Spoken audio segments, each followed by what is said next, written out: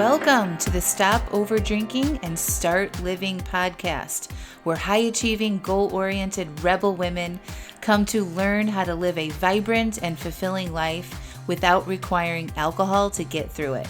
No labels, no judgments, no saying you'll never drink again. Just real proven methods to help you stop rebelling against yourself with alcohol so you can drink less and do more. I'm your host, Angela Mascenik. Let's dig in.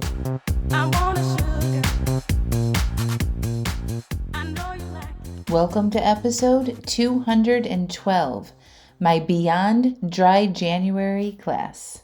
Hello, hello, hello. How are you all? Well, I held another class called Beyond Dry January this past week, and it was really, really good. I went over the core concepts that I teach to help women stop over drinking, and it applies to anybody, but I particularly help women stop over drinking and start living. And it goes beyond doing Dry January. We talk about why we overdrink. We get to the root of why we do this behavior on repeat, what we're hoping to achieve by drinking alcohol from an emotional state. I give you solid tips to think about what happens after this month is over and to have your own back on those decisions. And I don't want you to miss out on this class. So here it is in the podcast. And also I talked about making sure that you are on the list to sign up for the next best thing, the next big thing that I'm offering for my Stop Over Drinking and Start Living work. And you got to be on the list to hear about it first because it's going to be in limited quantity. And I know sometimes we hear that by marketers and people selling things all the time, but this is actually true. And I know that some of you won't take me up on going and signing up for that list. And I'll be like, I didn't get to know about it and now it's not available and da-da-da-da-da. And I don't want that to be you.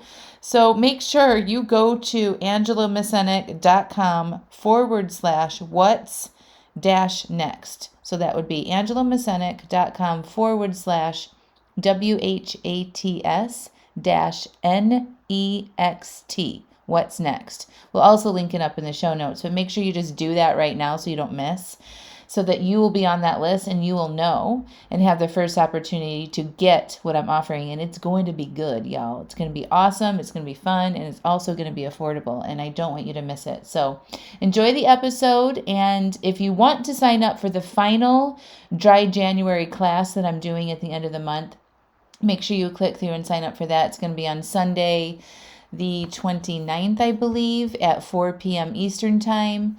And we are going to do an evaluation on Dry January. So I want you guys to feel good about what you've accomplished. Even if it wasn't perfect, even if you didn't do Dry January, you should come and evaluate the past month if you've been trying to change your relationship with alcohol. We're going to celebrate what went well. And then we're going to look at what you want to do differently next time and have a real plan for yourselves for what the next month or the next few months look like for you for your relationship with alcohol. And it's going to be a workshop style class. Bring your notebooks, but you don't want to miss that. So make sure you sign up for it. And I hope to see you there. All right, friends, have a good week. We'll talk to you soon. Bye.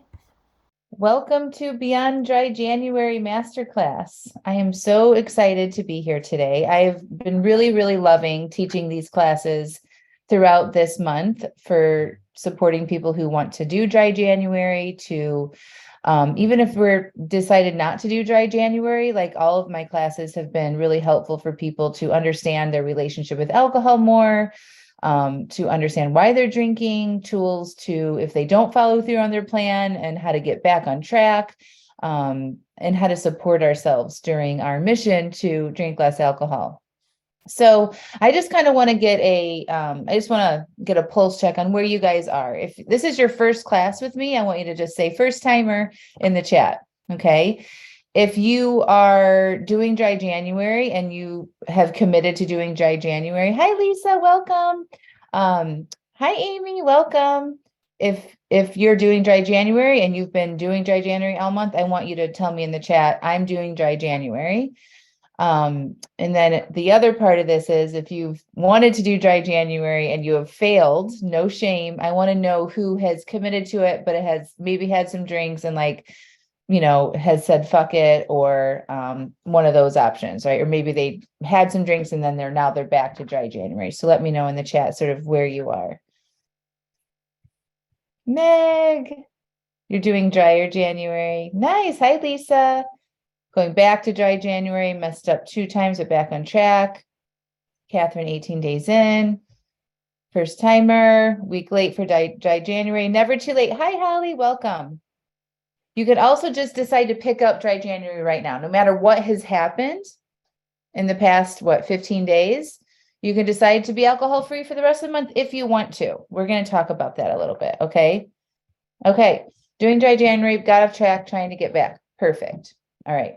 So let me just start by introducing myself. I'm Angela. Seems like there's a handful of first timers here. Angela Mascenik. I'm the host and the creator of the Stop Over Drinking and Start Living podcast. I've created multiple Stop Over Drinking and Start Living programs. That's sort of my brand, called Stop Over Drinking and Start Living. So we have the podcast. I have a 6-month coaching program with the same name. I've developed shorter courses called Say Yes to Drinking Less, Feel Better Now. I also do an annual conference called Stop Over Drinking and Start Living, the conference. And I do a lot of these type of free seminars and webinars and things too. And I was somebody that overdrank for 20 plus years.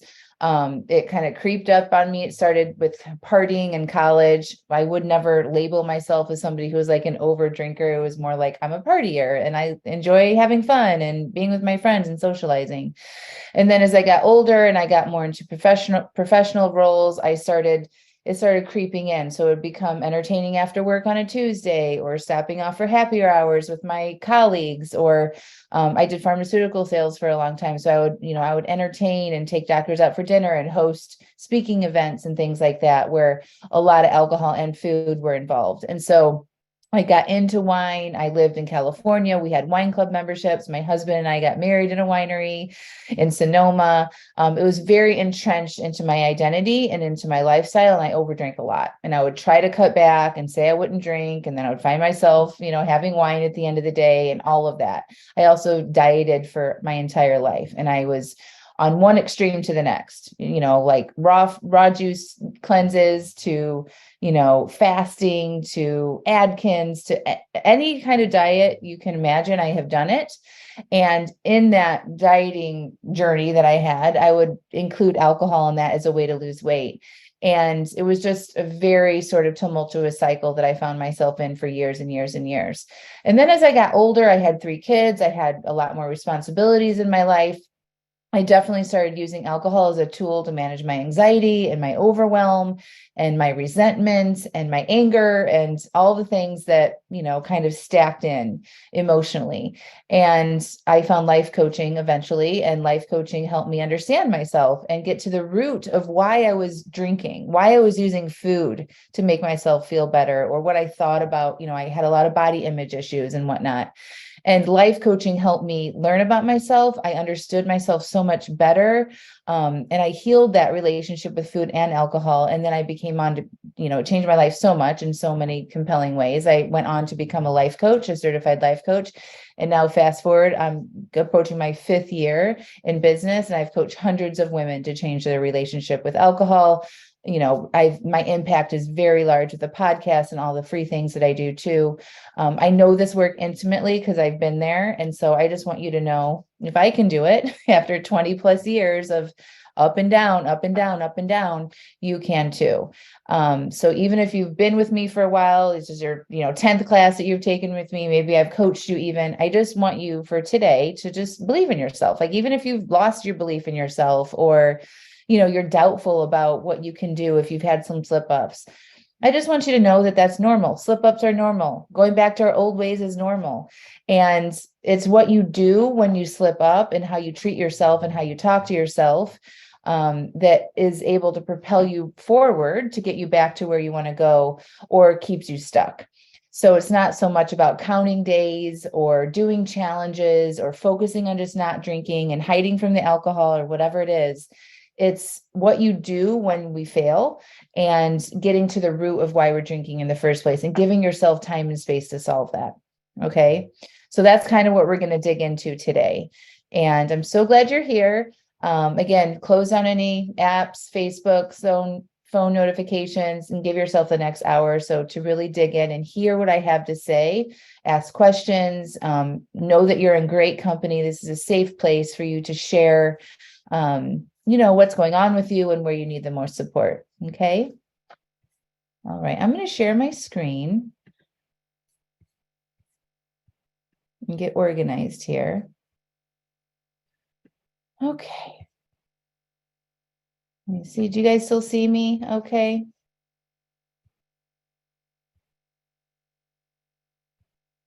Get the chat. Okay. Where's the chat? Here we go. Thank you, Melissa. All right. So this is, let me make this a little bit bigger here. This is Beyond Dry January. I already gave you a little introduction of myself. I'm a certified life coach. I have my Stop Over Drinking and Start Living podcast. If you don't listen to that, I highly recommend that you go subscribe to that. It's on iTunes, Spotify. It's on my website, AngelaMascenik.com as well. I went over my story a little bit. These are just some pictures of me drinking that love to pop up in my memories on Facebook and whatnot. But I was very steeped in that wine culture. I believed that I needed alcohol to have fun. That was part of my identity. I was raised in a household with a lot of drinking, and I was taught that if you didn't drink, you were a stick in the mud. You needed to drink to relax, you've earned it. You're a hard worker. You deserve to have drinks as long as you're being responsible. And, so I carried that sort of like that construct, that belief system around alcohol with me as an adult. And I really believed that. I would filter my friends. If they didn't drink, I'm like, oh, like people that don't drink are boring. I wouldn't hang out with people that didn't drink. I was very much the ringleader and getting people to go out for more drinks. And yeah, so I just want you to know, if that's you or that has been you, you can change. You can develop a new identity around this, and taking little breaks like Dry January or other type cutback situations can help you see that a little bit clearer for yourself. Let's see. So we're going to talk about a few things. We're going to think about life coaching. Does that make sense for you? I'm going to help you identify why it might be hard to make lasting changes on your own with your relationship with alcohol. We're going to learn. I'm going to help you, show you how it's possible to change your alcohol with some of my very core strategies that I teach my paying clients as well. And then we're going to answer some of your questions. So just to preface it before we get into it, this is not a recovery program. Okay, if you need alcohol to function, you can't get through your days without it, this is probably not the right situation for you. I'm a life coach. I help you understand the internal struggles that we have, but I'm not somebody that can help you get off alcohol. Okay. So I also want to remind you to stick around, and we may even put this in the class here today, but I've got some exciting new programs that I'm really excited to share with you, but I'm not quite ready to share with you just yet. So I want you to get on a list just by entering your emails so that you can be the first people to hear about this next thing. And Amanda, if you're here and you're able to drop that link in the chat now, you guys can go do that real quick before you forget, or I close down the slides. But you have to be on this list to get to be the first to know of this new thing. It's going to be in limited quantity, and it's going to be super affordable and super fun. And I don't want you to miss out on it, but you have to be on this list. Even if you've been my client, you're currently my client, you're on my email list, you need to be on this specific list to be the first to know about what's next. And I'm just like over the moon about it. I've been working on it all day today since the first of the year, and we will be rolling that out and sharing that with you sometime in February. So do not miss that. So I think Amanda's going to put that in the chat. Yeah, so it's AngelaMascenik.com/what's-next. And if you guys click on that link in the chat, that should pop open a separate page for you, and you can just enter your email in there right now. All right. So I'm going to go ahead and skip this slide, but basically, like we talked about this, or I've talked about this in the past. Is this you? If you feel like a failure when it comes to controlling how much you drink, maybe you've had a lot of stop and starts, maybe you've read books, listened to podcasts, done a bunch of some of those things, maybe shorter programs and whatnot to help change your relationship with alcohol. You've had success in other areas in your life, but this is one that you just feel really stuck with and frustrated with. You can take a couple days off drinking without worrying about serious side effects, or even longer breaks, but maybe you keep coming back to the same type of situation with alcohol. So a lot of people do dry January, and then by mid-year, they're kind of like back to their old ways, right? So it's not like a permanent change.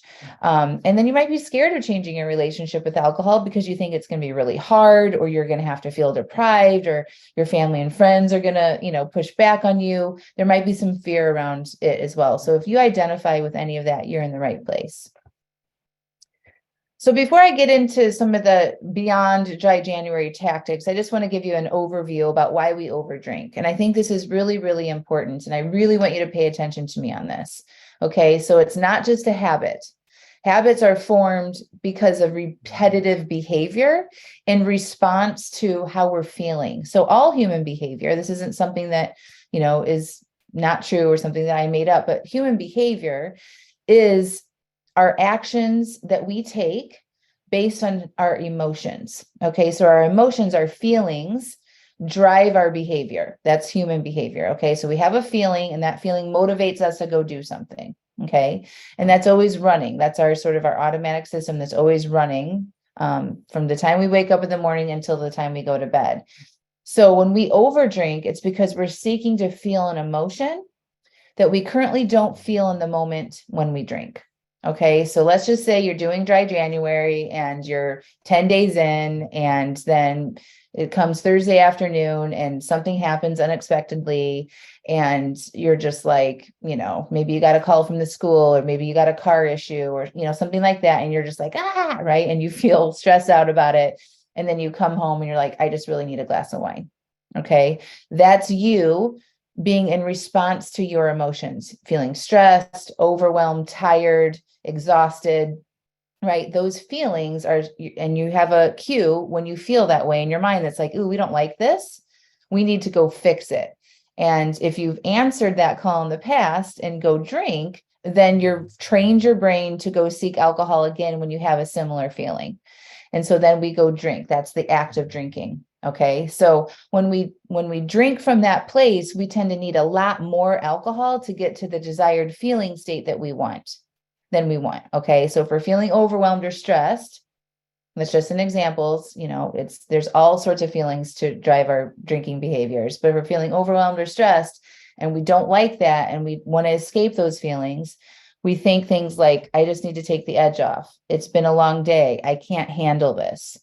And then that prompts our brain to be like, ooh, a glass of wine would be nice right now. And then we go pour a glass of wine and we drink it. And then one glass of wine is just never enough, right? Raise your hand if you agree with that. It's never just enough to have a glass. It's like, I need 4 to get myself tampered down into a more neutral place. So I'm not experiencing those feelings and that brain chatter and that racing mind. So it takes a lot of alcohol to get to that desired effect, right? Oh, yeah, Christine, I stopped at my birthday, December 8th for 3 weeks. Then New Year's Eve, I drank and went back drinking. Crazy, totally listening about it's not just a habit, but the feeling that we want. Yeah. And so humans are programmed, like we have this programming system, right? And this is how habits are formed. So when we do something on repeat, it gets filed to the back of our brain, and then it's really hard to undo that, right? It's really hard to change our habits. It's really hard to start something new. This is why this is so frustrating, right? And so in the past, when we've answered the call to drink based on how we're feeling or desired feelings that we want to have, and we've trained our brain to do that, the way to undo that is learning how to be with our feelings and breaking that automatic cycle. It's absolutely possible. It's how I changed my relationship with alcohol. It's what I teach people on. It's the basis to everything, is learning how to be with those feelings and not making them a problem, and then retraining yourself that you'll be driven to go do something else instead of that negative behavior of going to pour a glass of wine. Okay. So another reason why it's really so hard to cut back is because we have this over desire for alcohol. Like we really like it, right? We say things like, I just love my wine. I can't imagine my life without it. I just love eating with it and pairing delicious foods with it. Like we have this sort of like love language attached to it, right? And so we have built this desire over time by answering our emotions with alcohol. Okay, so we've trained our brains to seek alcohol when we feel these feelings or in these certain circumstances. And then that creates a desire, right? So if you know anything about like Pavlov and the dog, right? So the researchers had dogs in a lab and they would go feed the dogs, and over time the dogs would hear the researchers walk down the hall and they knew it was time to eat, so they would start drooling, right? The drool, that desire for the food, didn't exist until those patterns were created. They heard the noise, they came in, the dogs got fed.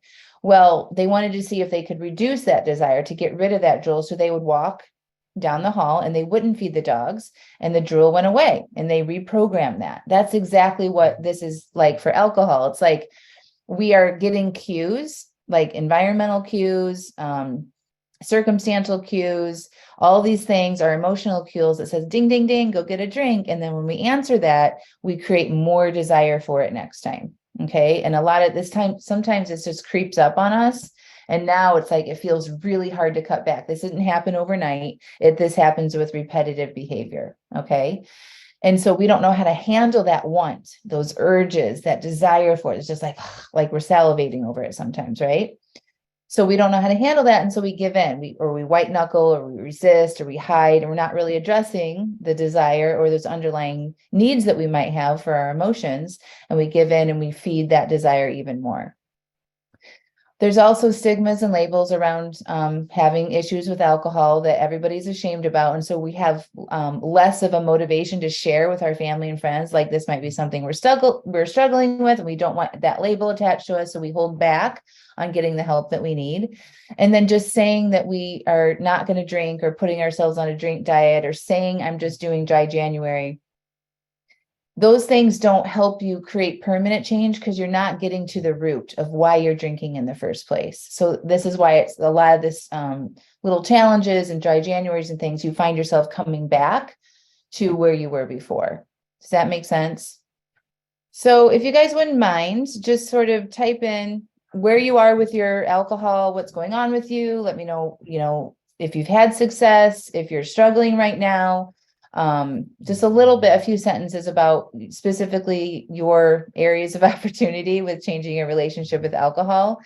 And then, like, what happens with your pattern? Is it something that you do well for a while, then you go back to your old ways, and then you stay in your old ways for a really long time until you get sick of yourself, and then you try something new? I would love to know a little bit more specifically about you. I quit for months at a time, yet keep going back. Totally struggling, tragedy last year, still dealing with emotion and fallout. I'm in therapy, but can't seem to get it together. Struggling every day, worried about my liver. Doc said women should not have 7+ drinks a week. 20 years history, sick and tired of feeling sick and tired. And it's taken me a long time to learn to feel my feelings. Can't seem to get going. Influence by friends.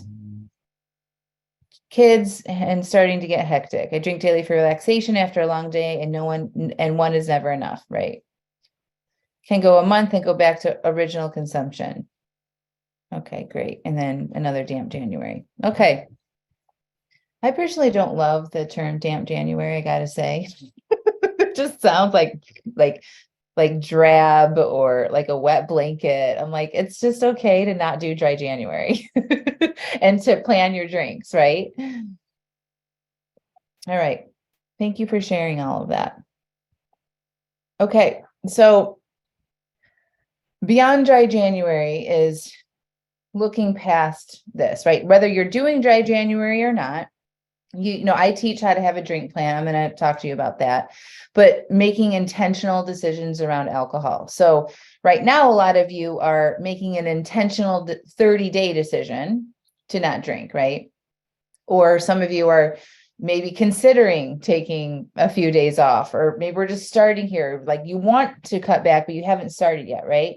So wherever you are, no matter what you decide, whether it's 30 days or I'm just going to drink 1 drink a day for 7 days, you're going to have some urges, because you're changing your relationship with alcohol, and you're going to be aware of your desires so much more than you would if you just didn't do anything. You just keep going with your old patterns, right? And you're probably not sitting with urges, because every time you get an idea about drinking, you just go do it. And it's not hard, right? It's just kind of an automatic thing. So you want to understand that having urges when you're trying to cut back, no matter what you're doing, is absolutely normal. Like there's no problem with urges. A lot of you guys get worried about urges, or you think it's going to be terrible and you're going to have to hide and like you're going to have to keep yourself so busy doing things at night because of the urges. So I just want you to know it's fine. Like I really want you to look at what you're telling yourself about urges.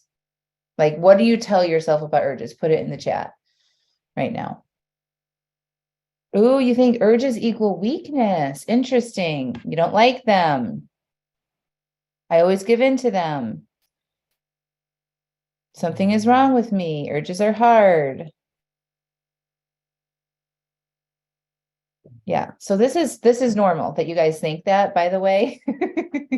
We've been programmed kind of to think about this as being difficult. Right? Whenever we do something new, it's going to be difficult. It's going to be hard. And that can be true, right? Like we're changing our human behavior right now. And so that can be challenging. But urges, if you know how to do them the right way, the way I teach them, actually don't have to be scary at all. Okay. Urges, it does not mean that you're weak. Just because you guys have urges, it actually means that you're functioning as a human. Like everybody, we have urges to do things all day long, right? It's like I'm having an urge for something sweet in the afternoon. I'm having an urge for my coffee. I'm having an urge to pick up my Facebook and scroll. You know what I mean? I have urges to go exercise. I have urges to get up in the morning at a decent time. I have urges to do my work. Like urges are just that feeling that you get is to go do something. That's all it is. And so notice, I just like to kind of like soften your ideas around urges and alcohol. Look at the different urges you have throughout the day. You know, like if we didn't have an urge to go do something, we would not get out of bed in the morning. So urges aren't a problem, and you want to expect them. It's not a sign of weakness at all. It's a sign that you're a totally functioning human being. Okay. You've just trained your brain to want something, and now you're not doing that. And so your brain's like, what the heck's going on? Like, that's what we do. And so what do you mean you're not going to do it? I'm going to urge you to go do that. That's just our pattern because it's been now developed into a habit. And your brain wants to take the easiest way possible to get you what you want in the end. And so it's going to give you some desire, some urges to go do that because that's just always what it's done. There's nothing wrong with you.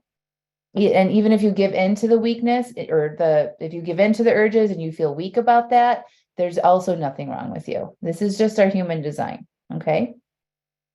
Okay. So I want to talk to you about allowing versus resisting your urges. When you guys are like, you're talking about resisting your urges or avoiding your urges, that's because you have a belief that they're terrible. You're like, I don't want that, right? But I want you to welcome your urges.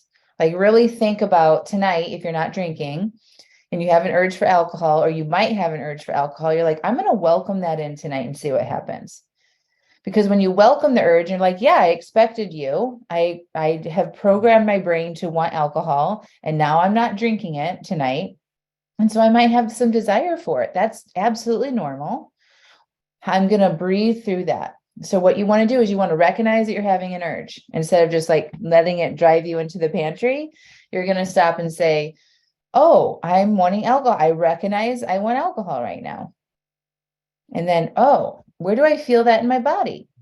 And you take a big, deep breath. You just breathe and you relax. You know, you from like kind of do some yoga breathing, like from your head to your shoulders, to your chest. Just did you kind of notice how I kind of like my shoulders went down? Relax your jaw. Notice where you're feeling that vibration in your body. Okay. And you just use your breath to kind of focus in on that area and you relax.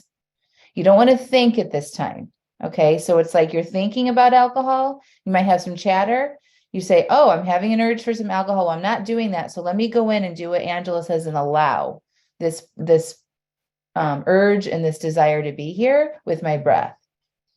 So you just relax into it and you breathe and you focus on where you're feeling any of that like tightness in your body with your mind. You say, oh, where am I feeling this? And you notice like, oh, I'm feeling my shoulders. My throat feels tight. My mouth might be watering.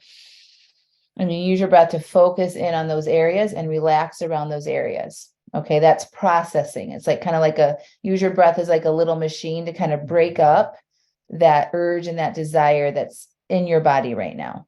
Okay. We're not thinking about drinking or not drinking. We're using our mind to focus in on where we're feeling this in our body. Okay. Yeah, Julie, I know the urge is more to numb out than to drink the alcohol. Yeah. So it's like the urge is more like if you think about like the cake or a cupcake, like the urge is like the top layer. Okay. Once we kind of move past the urge is just like driving our behavior. And we kind of scrape that off the top and we're like, okay, what's there? Why do I want this drink right now? Right.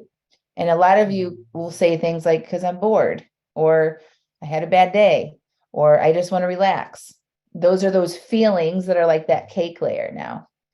That's the reason why you want it. It's not the urge. The urge is just getting you to go do it because of the underlying reason. And so that's a really good question that you can ask yourself is like, once you recognize you want it and you let yourself process it. And then the next question could just be, why do I want this right now? What do I think it's going to solve for me? And then your brain will tell you. It'll be a pretty quick response. If it says, I don't know, just be like, well, maybe guess. Like, what if you did know? What happened today? Am I stressed out? Am I lonely? Am I bored? And just figure that out and get more awareness there. And then we can work on processing those other feelings that are there. Okay. So this is just, I love this picture. It's me and my 40th birthday drinking club soda, and all my friends are drinking alcohol around me, dancing at a club in Chicago. And there's no desire here. Like, this was not a problem for me because I had done that work. I let myself process my urges before this. I was uncomfortable at times, but eventually, once you stop answering that call, you don't have as many desires or urges for it. It's not as interesting to you. You're not like compelled to go do it because there's no reward on the other side, just like the Pavlov's dogs. So we want to have the desire, we want to process that desire, process those urges, and then not answer it so we can reduce our desire, just not care about it as much. And y'all, I'm fostering a little dog right now, and I might have to step away from the computer real quick. He was entertained, and now he is walking. Oh, he's good. He's laying down. He's a good boy. Maybe he'll come over when I'm done and I'll show him to you. Okay, I'll show you. Well, when he gets up, he just laid down. If he gets up again, I'll show you. Okay. I don't want to I don't want to disrupt him. Okay. So we talked about urges. Okay, we talked about a desire. That's all normal. Work on allowing yourself to be with that instead of resisting it. Okay, if we resist it, I just want to go back here. If we resist it and we're like, I'm having an urge, or we go watch TV, or we go eat something, or we keep ourselves overly busy, we're not addressing that desire, right? So like the next time we're in that situation, that urge is still going to be pretty present and you haven't really solved anything. That's why like hiding all month during dry January, not seeing your friends, not going out and doing your life like you normally do, you might at the end of the month feel very strong, compelling urges to continue drinking. We want to use this as an opportunity to allow yourself to be with these feelings, process this, and reduce your desire. So take advantage of this. I recommend that you go out for dinner, go see your friends, right? Like put yourself in some of those situations that you normally do. Have fun, maybe just go for a little bit at the very beginning and leave early. You don't need to like torture yourself with a 4-hour going out to the bars events with your friends, but like maybe you just go for 90 minutes and you like, oh, this is an opportunity for me to practice my urges and to reduce my desire. And then you go home and you support yourself with some tea, go to bed early, whatever that is. But I want you to consider being okay with your urges and accepting them and allowing them versus resisting. Okay. We're not addressing anything when we resist, hide, or just distract ourselves so much, right? We're gaining any skills there. Learning how to manage your urges is a skill that you can have for anything in your life, not to yell at your kids, not to snack food at night, not to procrastinate. Like learning how to be uncomfortable with this and process this and recognize this is something that we can use way beyond changing our relationship with alcohol. Okay. So the other part of this is, okay, I'll show you. He just got up. Come here. Come here. Hold on. I'll be right back. Let me grab him. Come here. Come here. Where are you doing? Come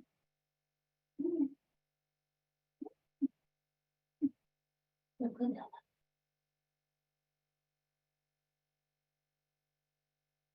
Are you ready for the cuteness? This is Milo. Isn't he cute? He's a little Chihuahua mix.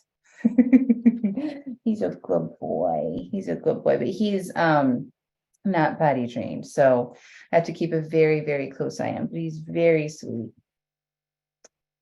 Yeah, he's a good boy. All right, there he is. Okay, hold on. Let me make it bigger. How can I do this? Stop share. Here we go. Yay, here's Milo. He's got like a cartoon face. He's here. Look at his little, and his ears stick up when he's like excited. He is really cute. He has really long, thin legs. He's only like 11 pounds. He's really tiny. Yeah, he's a good puppy. He's a good boy. Are you a good boy? You want to raise your ears for them? Are you a good boy? No? Oh, all right. We'll just hold him for a minute. Okay, let me go back to my screen. He's very distracting, y'all. Like I'm just like and I have my other dog is Edie is in here too. And yeah, they just like them sleeping on my couch in here. It's like, oh, I just like take pictures of them and stuff. I know, he's so cute. Okay. Okay, share my screen. Okay, here we go. I can just hold him. Hold on. There we go. Don't you wish you could have your little doggies in your office? Okay, so I want to talk about thoughts, and your thoughts about your relationship with alcohol and what you can and can't do really do impact what results that you could possibly get with changing your relationship with alcohol. So when you're thinking about doing Dry January or whatever you've decided to do, planning your drinks, taking a break, whatever, your mindset is the most important thing. Okay, yes, we have to work through our urges. Yes, we have to establish boundaries for ourselves, all of that stuff, right? We have to learn how to process our feelings. But the way you think about it will determine whether you are successful long term. Okay, so if you have thoughts like, I can't do this without wine, not drinking is boring, I don't want to be uncomfortable, they're going to have my favorite, everyone's going to be drinking around me, this is going to be hard, all of those thoughts are going to make it so much more difficult for you. It's also very normal to have these thoughts, but you can manage how you think about this by getting aware of your thoughts. So if you have these thoughts, it's really good for you to just start to be conscious of them. Maybe write them down, on a journal or a piece of paper, like, what do I think about my relationship with alcohol? And then you want to be like, okay, I'm thinking this way. Did you know that we could change the way we think? Like that is like a really awesome thing to do for yourself. If you don't manage your mind and learn how to think in a way that's going to help you get to your goals, then you're going to be kind of circling. It's like having no direction, right? And it's just like your mind creates the results in your life. And so if we don't clean that up and get awareness of what we are thinking, we can just find ourselves circling right back to where we started. So I would recommend looking at a way you can think about it differently. So a great question you can ask yourself is, how can I think about this that will actually help me be successful? How can I think about this that will actually help me be successful? And so on the right hand here, it says there's some new thoughts you can try. I can have fun and not drink. I can get creative. I'm choosing to be uncomfortable. My favorite wine will always be available should I choose to have it another time. I'm looking forward to remembering my nights, and I can do hard things. Like these are way better, more empowering ways to think about changing your relationship with alcohol. So if you don't believe you can do it, that's going to be your result, unless you start working on those beliefs that you have about yourself. Does that make sense?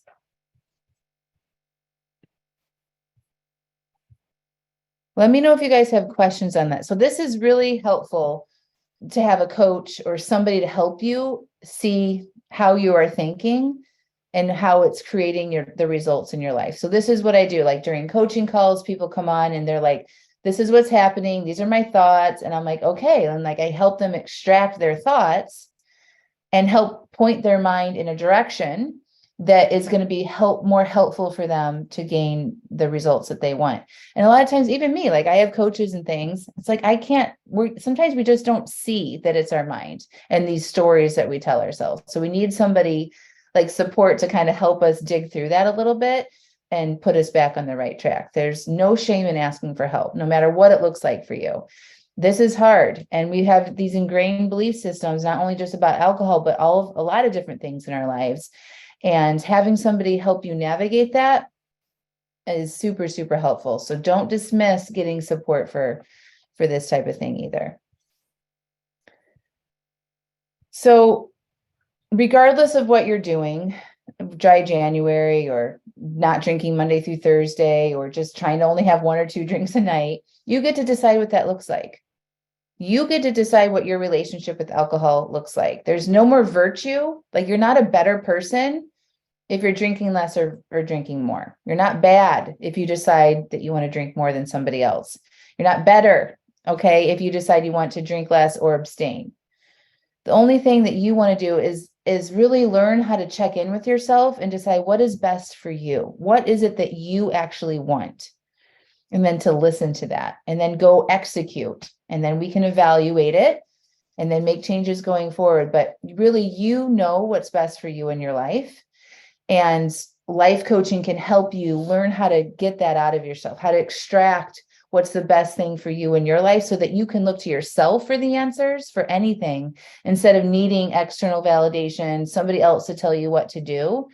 You know what's best for you, right?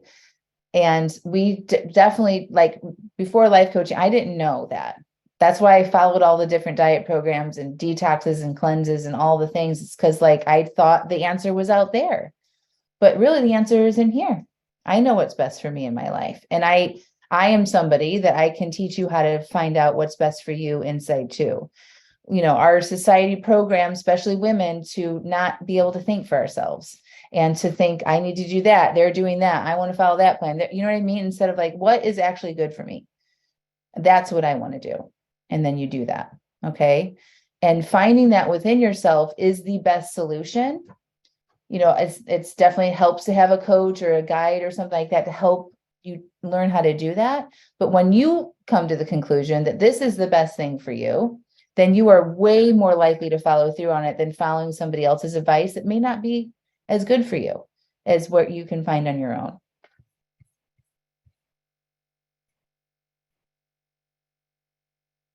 Yeah. So Tatiana, my thought still is it's fun to feel giddy and tipsy.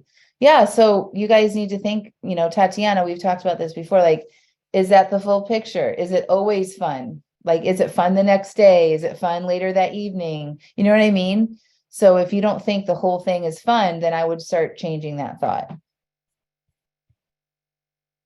Yes. You try to replace it with it's fun to feel genuine happiness because of who I am, not fake. Love it.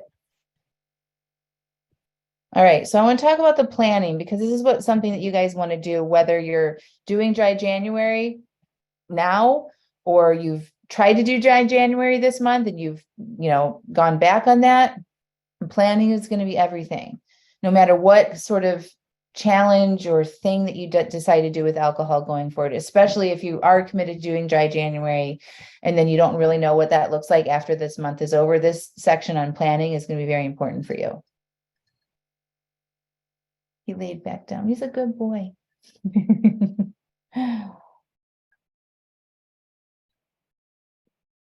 Okay.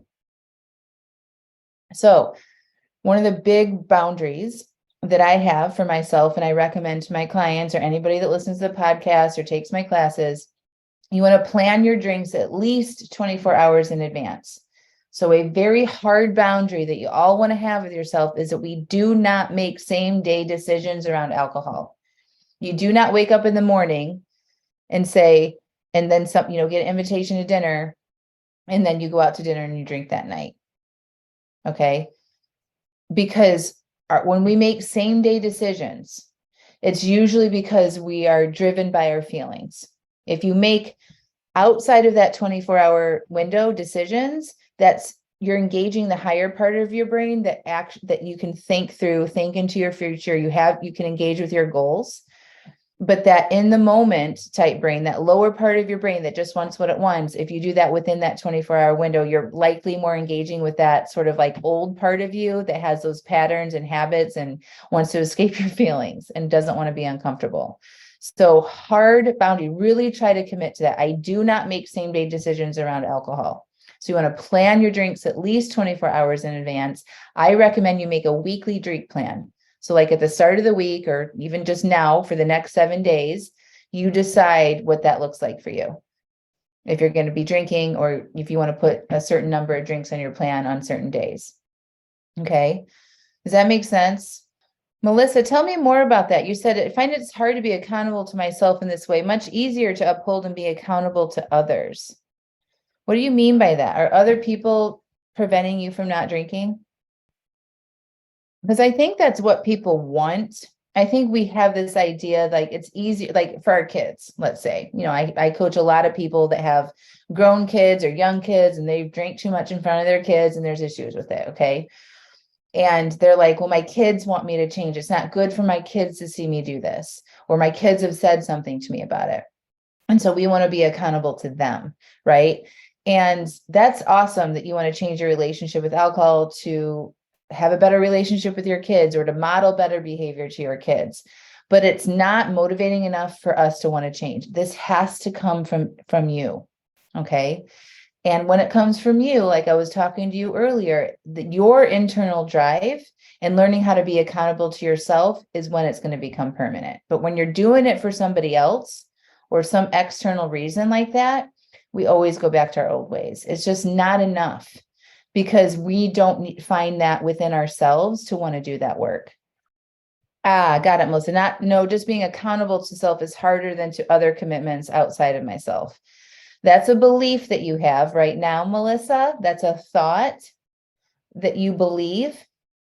And so when you like, how often have you believed that? Have you been conscious of having that belief about it's easier to do things for other people than it is for myself? A lot of people think that, and then that becomes their truth. That actually turns into an actual result in their life.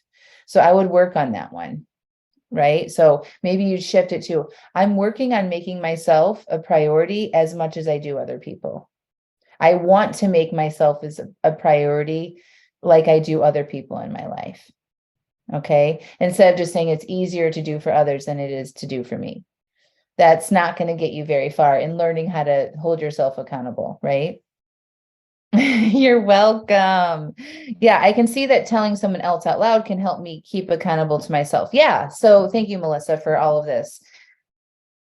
I'm not saying you shouldn't communicate your goals to people. I think that's actually very helpful to hear your own mind verbalize what you want to do, putting that into the universe. Like that will help you more, right? So that's why getting a coach, being in a program, telling your spouse, telling your friends, hey, I'm working on this. It's not so much that you need them to hold you accountable, but it's like you're putting your intentions into the world and that helps you get what you want, right? It's like asking the universe, like, I want support. I'm doing this. And that regurgitation of you sharing your goals out loud, you hear your mind saying it out loud, and it helps reinforce actually what you want to be doing. And the friends and the family and all that can come in. But we actually don't want people to tell us that we shouldn't be drinking. That's not on your plan. Are you sure you want that? Like, we actually don't like that, right? So I would just be careful of like telling people that's what you want, because in the moment when you want something, right? Raise your hand. In the moment you want something and somebody says, is that on your plan? Or do you really want that? You're like, right? We don't need that. And it doesn't really help. Lots of hands going up. Right. That doesn't feel great. And so we're like, okay, I recognize I want this. This is what I did with my husband. I never asked him to tell me, don't let me drink tonight. It was like, oh, honey, this is really interesting. I'm having an urge for some wine. I'm not going to drink it, but I'm actually like, I'm having an urge right now. And I would just kind of verbalize that with him. He's like, he didn't really know what to say about it. But that is what I'm talking about. Like sharing what you're doing, sharing what you're going through with your people. That is in support of you, but not needing them to do anything about it. Does that make sense? What, Tatiana? What thought?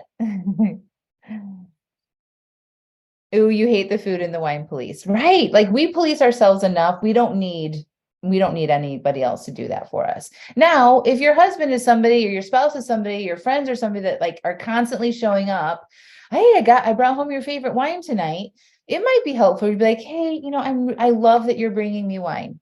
I love that you think about me and you want me to have some pleasure and you bring me these things. I'm really trying to cut back. If you bring it home for me, I may save that for a special occasion. I may not, open it that night. Or would you mind for just the next week not to bring any wine home? Like it's okay if you forget or whatever, but I really am trying to cut back. And so I don't want to drink that.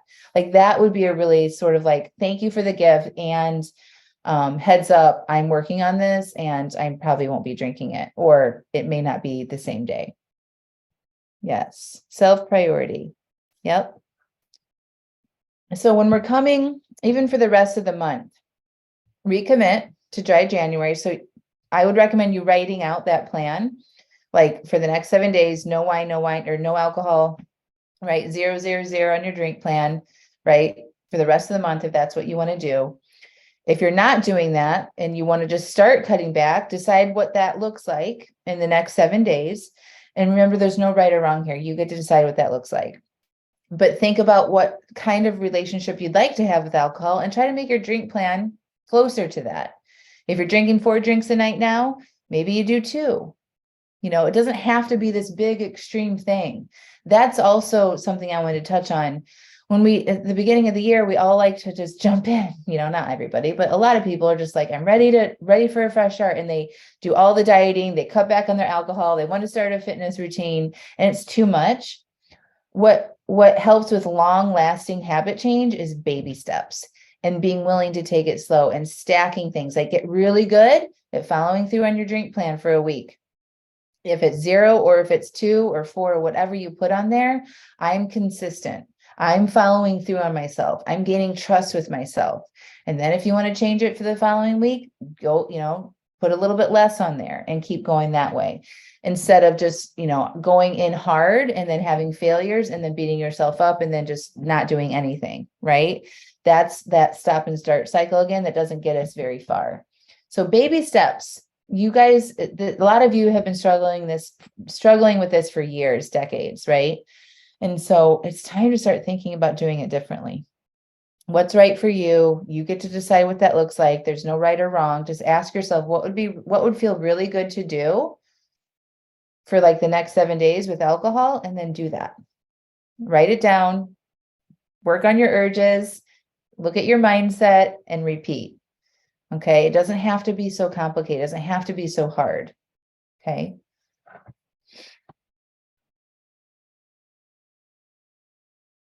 Yeah, you guys are definitely not alone. All right. So going back to our mindset, understand what you're thinking when it comes to alcohol. Look at the story you keep telling yourself. Alcohol is fun. Or not drinking is boring. Your mind, your thoughts, those sentences that are running up there create how we feel. Okay. And then our feelings drive our actions of drinking. All right. So we got to back it up and look at what's going on internally for ourselves. That's the solution. You guys have the ideas in your mind, like what can I think that is going to be better than what I'm currently thinking to help me have the relationship with alcohol that I want to have. Borrow some of these thoughts that you've learned in the classes. I share a lot of stuff on my podcast, get going with some of it, but ultimately you guys have the best thoughts and ideas in your mind. Okay. The other part of this is a lot of you guys maybe have failed or don't follow your drink plan. Okay. So your drink plan for January might be 30 days without it. If you didn't succeed at that, a lot of you guys just go into like, see, I can't do it. It's going to be damp January now. And it's like, how about we just be really patient with ourselves? Be like, I recognize that I didn't follow through last night. I wonder why. Have you guys ever asked that? I wonder why I didn't follow through last night. instead of going into, I can never do anything. And I'm going to do damp January and just the whole month is ruined and I'll try again some other time. If you change that to, I wonder what happened. I wonder what triggers I had or why I went off plan last night. And you go do that in your journal or on a piece of paper, you're going to learn something. And then you're going to be so much more equipped to handle whatever you get clear on. You're going to have an answer to like how I could handle that differently next time. Okay. And then my recommendation is just to keep going with your original plan. The plan that you made at the beginning of the month about what you wanted to do, or the beginning of the week. You don't want to just say this week is ruined, this month is ruined, this weekend is ruined. I'm going to pick my plan back up and follow it. Even though I had this failure, because I'm learning how to trust myself. I'm learning about what my triggers are. Mistakes are going to happen. I'm not a perfect person. I'm a human, right? I'm not a robot. And I know this is a part of the process, right? You guys would make so much more progress towards your goals if you would do that. And that's what I highly recommend, that you don't need to quit. Like all these little micro quits that we do and say, screw it, it's now damp or whatever it is that we tell ourselves, that prevents you from moving to the direction that you want. Okay. So we want to be super gentle, super kind to ourselves, get curious about what happened and figure that out when we have a slip up. Yeah, Jennifer. Yes, for me, it's always when I had an issue at work, an argument or an upsetting incident happens, I immediately then give myself permission to drink, even though I had planned to stay sober. Yeah. So Jennifer, for you, you got to figure out what those feelings are. What are you feeling when all that stuff happens? Angry, upsetting, right? Some feeling in there is driving you to go do that. That's what I would work on. What if we got good at feeling those feelings and letting yourself be upset? Sometimes we should feel upset, right? Feeling negative feelings isn't a problem. We're humans and we're supposed to have a range of emotions. And a lot of the problem is we're programmed as our society to believe that negative, especially around females, we're programmed to believe that our negative feelings are a problem and that we shouldn't be upset. We're taught this as young kids. What are you so upset about? You have everything you need. Right? Let me give you something to cry about. Like there's just, we're taught as young kids that our emotions are problems. And then we carry that into our adulthood. And so when we have these negative emotions, we're like, I shouldn't be feeling this way. This sucks. I want to get rid of it. Right. And then we go find shit to come in and help us feel better. That doesn't really actually help us feel better. And it doesn't solve anything. Right. This causes more negative emotions when you wake up and the next morning you're upset with yourself that you didn't follow through yet again. Okay. Allison, hi. I'm always hard on myself when I make mistakes of any kind. I think I have to be perfect. Yeah. We're not supposed to be perfect. We're humans. We're animals. We're not set up to be perfect. We have a human brain that's programmed to seek pleasure, avoid pain, and to save energy. So it's literally, its drive is for you to like not do a lot and to seek out pleasure so you stay alive. Okay. And so we're dealing with that. And we're trying to make these changes. And of course, we're going to make mistakes. Like clearly we're supposed to make mistakes in our lives because that's what everyone does. Everyone makes mistakes. And we wouldn't tell a kid, hopefully that you suck and you're never going to figure this out and what's wrong with you. And you might as well quit when they're trying to learn something. And so we really want to watch ourselves when we find ourselves doing that to ourselves, because that is not motivating. That makes us want to go back and drink because it doesn't feel good. It feels shame or frustrated, right? And those are feelings that drive more of the behavior that we are trying to stop. So it doesn't work. It's not a good strategy. Meg, so if your biggest trigger is being bored, like let yourself be bored and then ask yourself, what could I do that's different? What do I want to do in my life? Is there something that I'm missing? Is there a hobby that I could pick up? Is there something I could explore? Like letting yourself be bored is actually a time where you could get creative.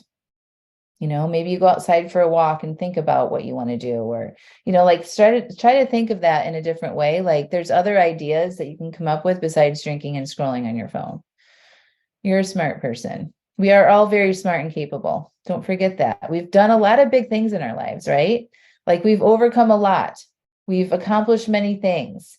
And I think we forget that when we look at some of this harder stuff, like changing your relationship with alcohol. You guys can do this. You absolutely can do this. None of you are incapable of this. Like there's not anything wrong with you. You just need to apply some of these tools that I'm teaching you and be consistent. And, I'm not any smarter than any single person on this call. I promise you. Yes, you can. Okay. It's easy to hate yourself. It's hard to find the love and compassion for yourself and your failures. And I invite you to do it anyway. We are programmed to do that shame cycle and to be hard on ourselves. I don't know why. We just are. Everybody is. It actually takes more work for us to say, oh, I don't want to do that to myself right now. I'm going to be loving right now and figure out what's going on so I can learn from it. That takes more intention, more awareness, more time, but it will get you better results. If you're nicer to yourself and you take the time to figure out what happened and you learn from that, you will get to the end of, you will accomplish your goals.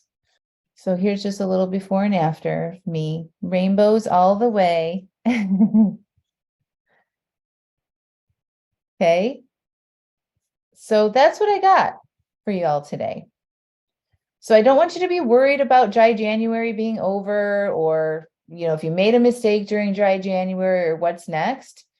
You guys get to decide what that looks like. Work on those urges, make a drink plan, manage your mind, and get on the list so you can come join me in my next amazing offer. And I'm totally doing something different. And you guys don't want to miss out on this. It's going to be super fun and supportive and amazing and affordable. So make sure you guys go to angelamascenik.com/what's-next. Okay. And I'm going to stop sharing my screen and come back to you. Okay. Hi. What question can I answer for you? I call myself human. The blame falls on alcohol. It's an addictive substance. Yes, alcohol is an addictive substance, and we're all prone to it. Okay, everybody is prone to addictions. That's part of our human design. Okay, for some people it's food, some people it's shopping, some people it's sex, some people it's drugs. Oh, online, Facebook, right? We're all addicted to stuff, right? It's not just alcohol. We're programmed to become addicted to things, and alcohol is a concentrated thing that when we drink, our brain gets a big hit of dopamine, and it's like, ooh, we like that. Let's go get more. And it urges you to get more. Okay. There's nothing that we can't undo. And focusing less on the alcohol and focusing more on what's happening internally, like our emotions and our mindset about stuff and what we believe about ourselves. That's where we're going to become empowered and not let alcohol run it. Ooh, it will be out in February. So you guys can't, unless you're already in my coaching program, there's no way that you can join one of my programs right now.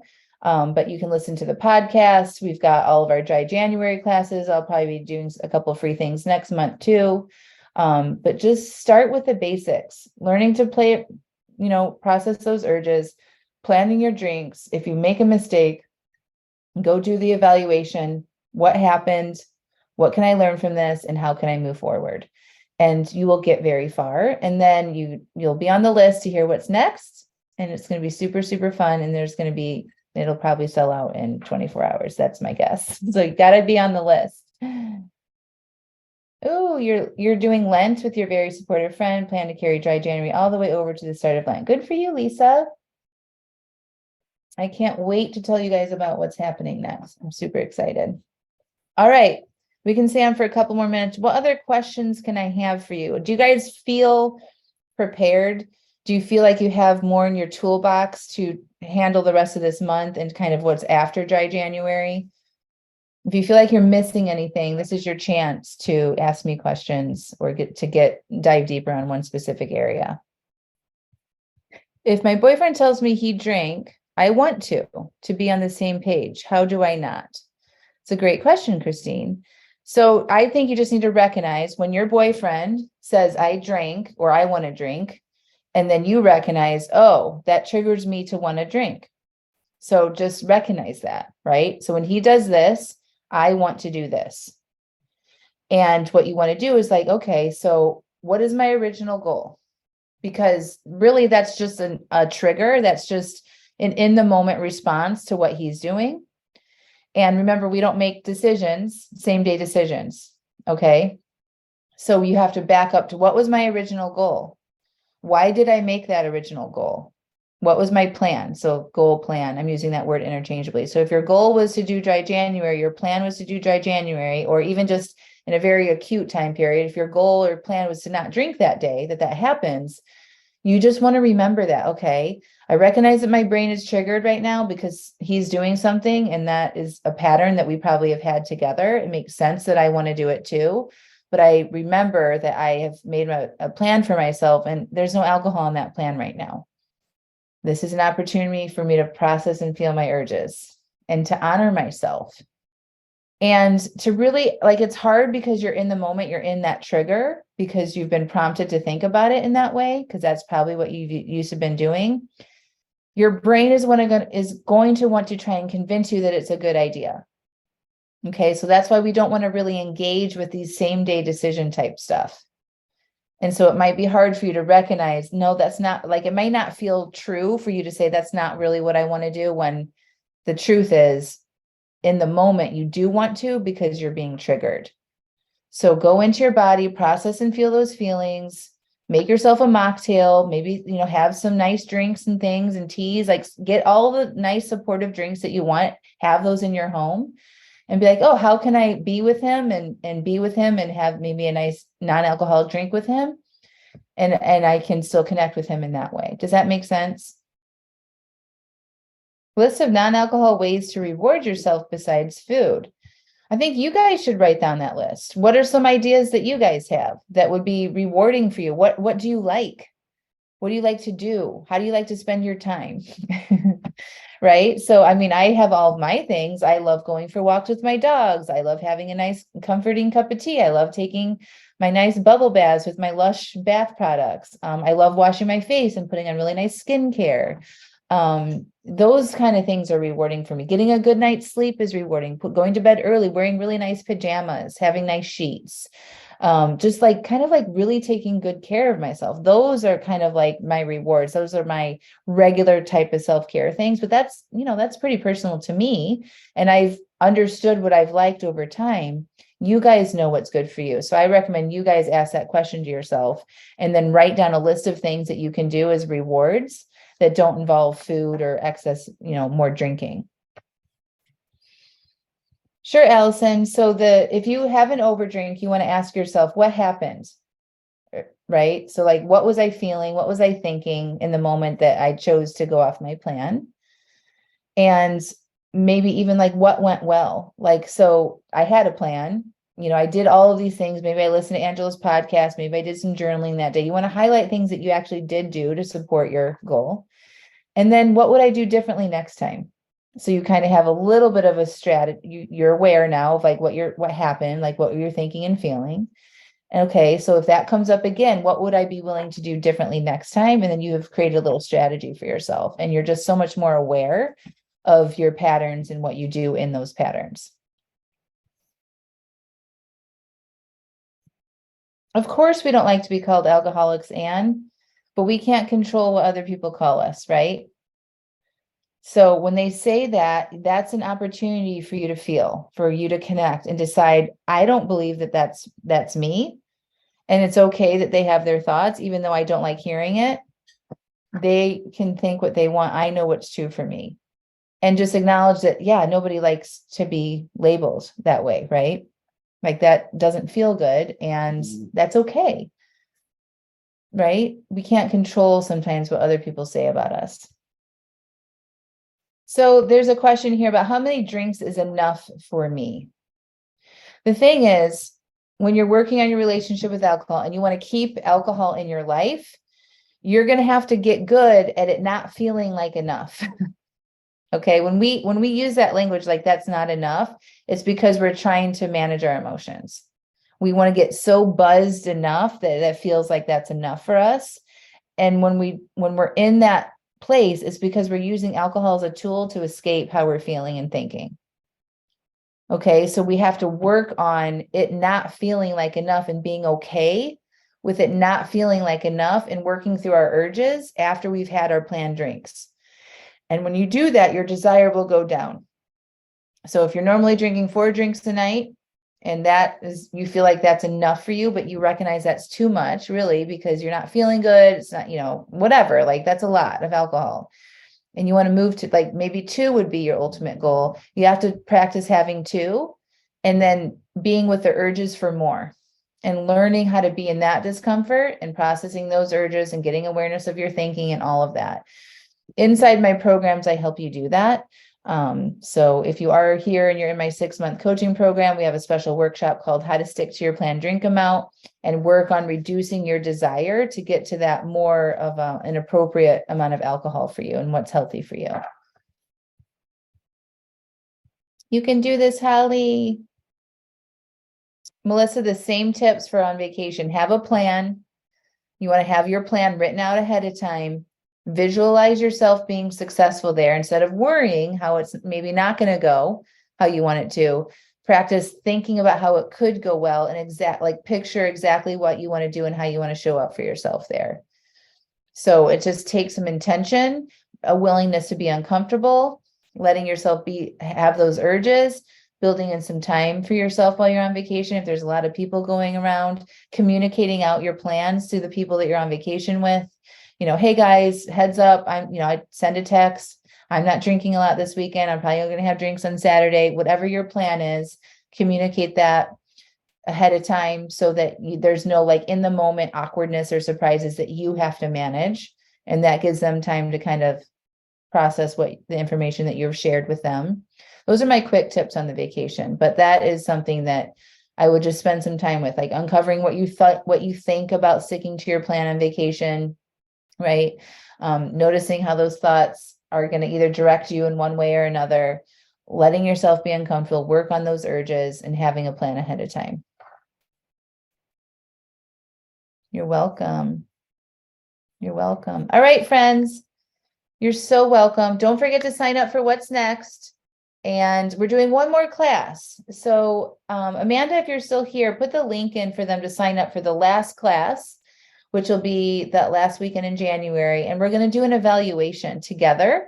So we talked about what to do if you overdrink. I also recommend that people do an evaluation for the month so they can kind of clean up their thinking about what their experience was for the month and have a fresh mindset as we approach the new month. So we will email this out. And if we don't get it in the chat before we close out here today, I will put that in the email in the recording.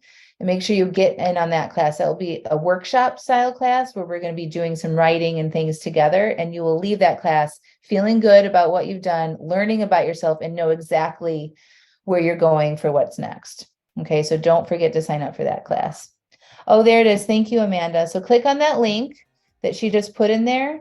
That's going to open up a separate page. Do that right now before I close down the Zoom, and then just put your email in there and sign up for it. And if you don't get to it, it's fine. We'll send it out in the replay as well.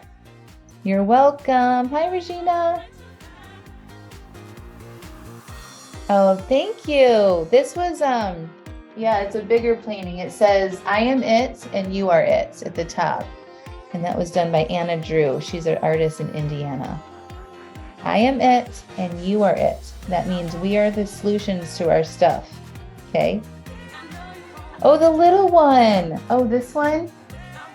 This little, yeah, this was a, thank you. This was, I led an outdoor retreat, a nature retreat. I'm really into connecting with the trees in the forest, and I led a nature retreat, and I had an artist come and do a outdoor painting class of the forest. And this is my painting that I did. Thank you.